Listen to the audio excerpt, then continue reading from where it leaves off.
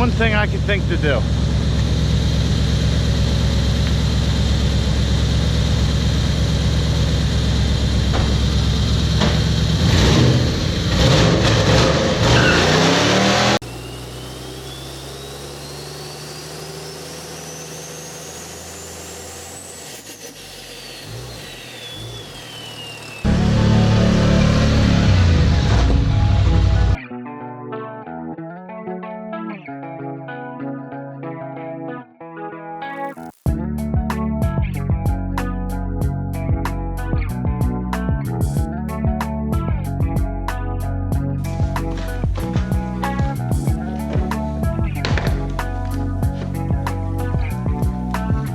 So as you can see, we're starting off today with a little petrol.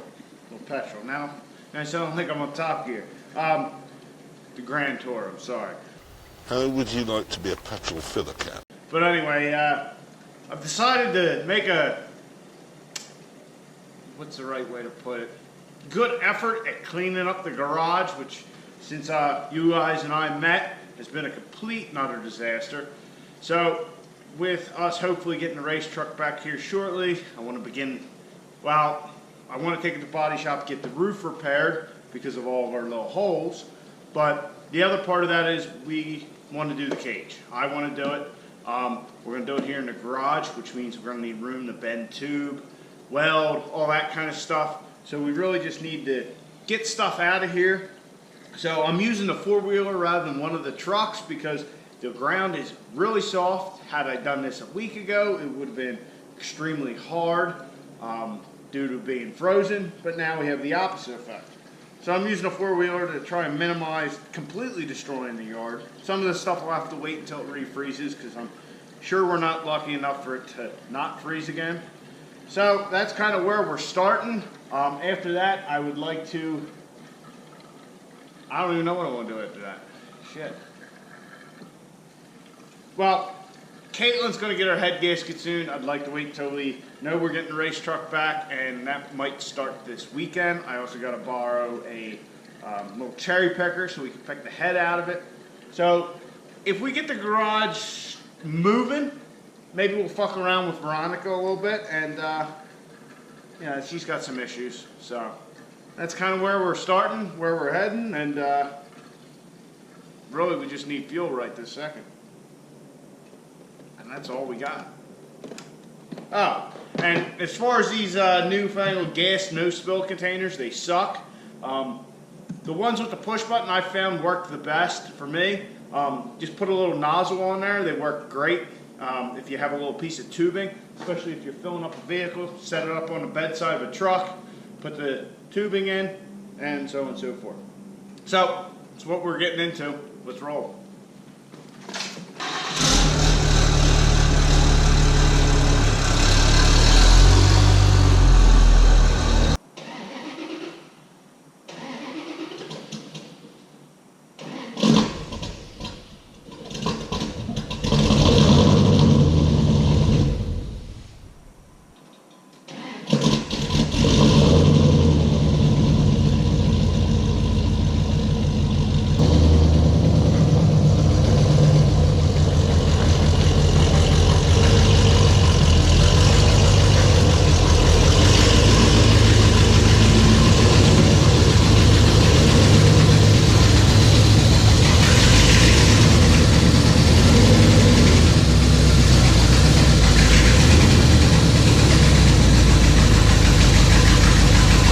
Got the garage at least a little bit more cleaned up. Still got a four-wheeler I gotta deal with, get that old KFX out of here or fixed.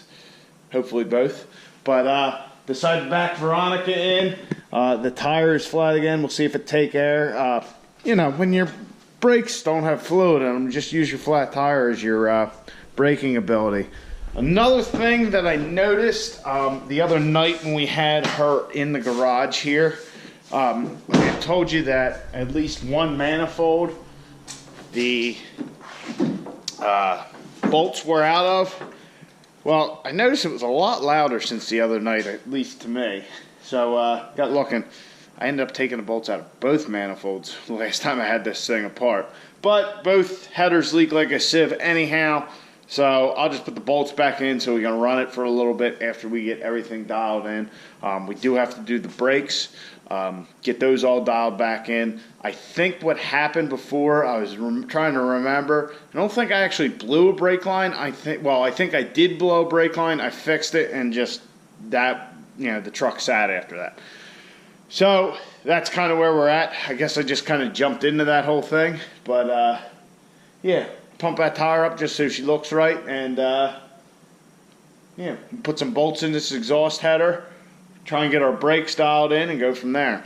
End up only being a couple of bolts out. So we didn't fully remove the bolts the last time I was messing with this. Way back, I guess it's been now. But let's start it, see if it's any quieter.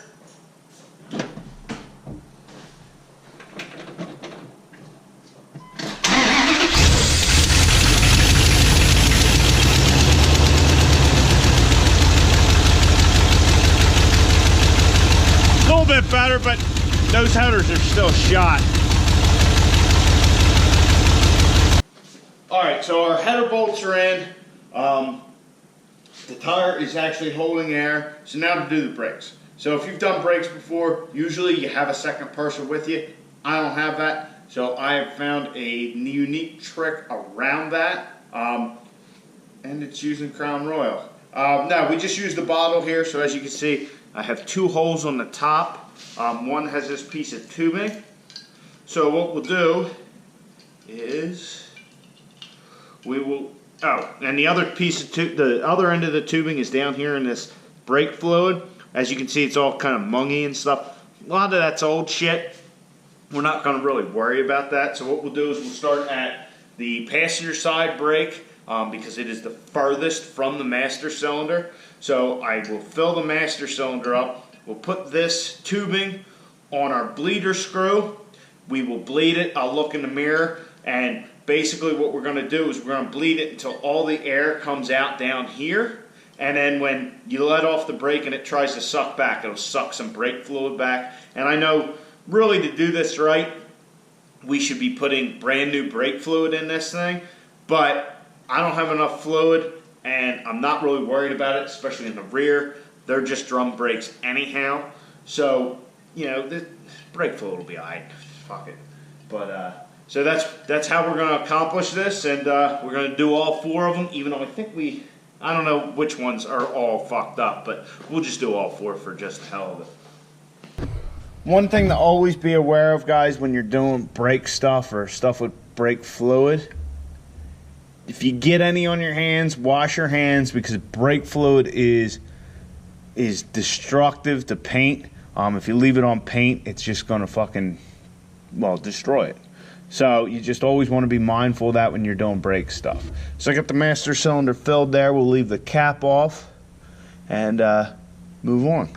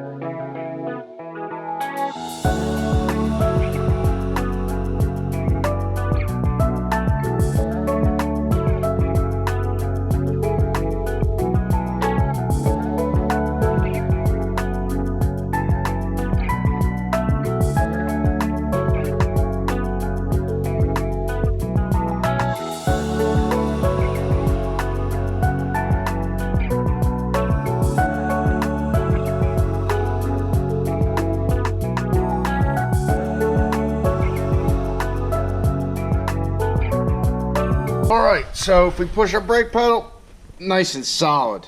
One thing I forgot to tell you guys, I told you about, leaving the tube down in the fluid in a bottle. That was how I originally used to do it. I forgot that I had actually extended or gotten a longer piece of tube so I could drape it over the wheel.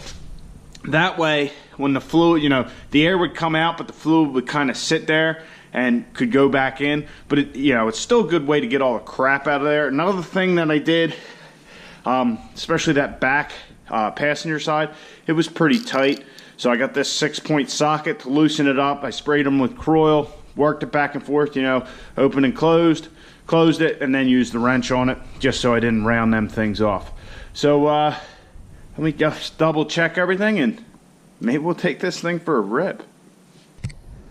Alright, so battery died on GoPro, got the cold air intake in on the truck, put the battery hold downs in. Next thing, as you can see, we have a wire hanging out here. That's because I had disconnected this whole assembly here for the shifter. Get this out of the way. So we could pull this box out. We're going to try it on the 05 on Moby Dick. So this is the box. Before this truck was a classic truck, which it is now, in the state of Pennsylvania, and it needed emissions testing. They always plug it in the OBD2 port. Well, I wanted to get rid of the cats after I wanted to get rid of the catalytic converters. I forgot. Back then, they only had one cat. So I got this box. No idea. I imagine you still get them somewhere. But I spliced it in so we could just connect it to the connector and be good to go. And then I actually had it in here a little better than this, but I pulled it out roughly just so we could go do that stuff for the 05 a while back. But we'll just jam that in there for now. We'll get the shifter back on here on our NV3500. If you guys are familiar with the older diesel manual transmissions, how many of you guys are? The 5-speed and the 6-speed, the NV4500 and the NV5600. Well, this is a little baby brother to those. This is the NV3500, which is quite inadequate, to be honest. Does not like shifting very fast. I've replaced the synchros in multiple gears. It just should have had something a little beefier. I think the 3500s also came in the Jeeps, or at least some version of them. It might have been like the 3550 or something. Anyhow, we'll get this in here, and I think we'll take this girl for a little rip. It's been quite a long time since this thing's actually been driven. I mean, shit. Well over a year and a half maybe? I'm not sure.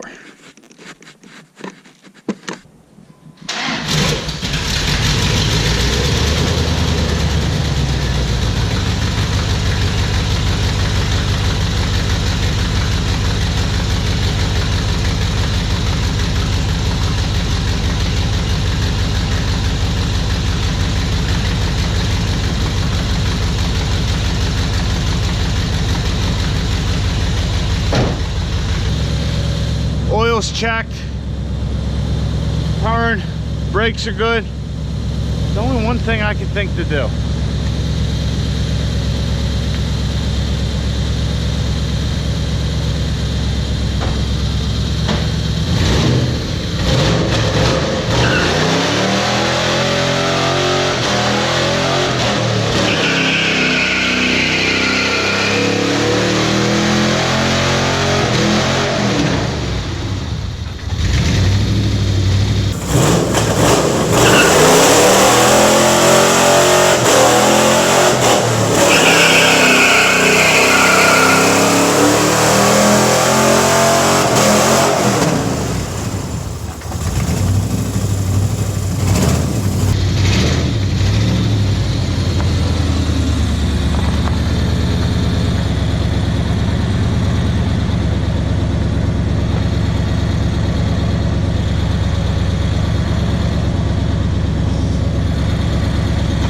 Haven't done that in there in a long time.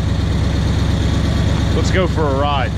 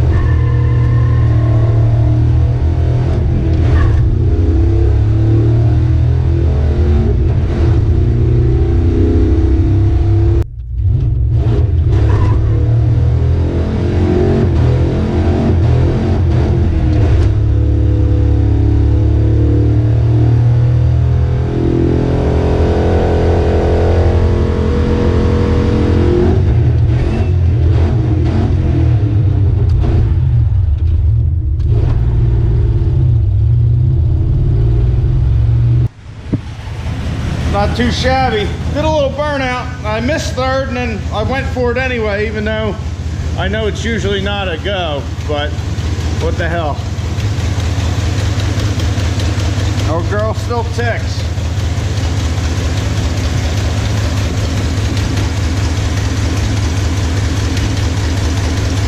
Sounds like we got a vacuum leak somewhere. Not surprising.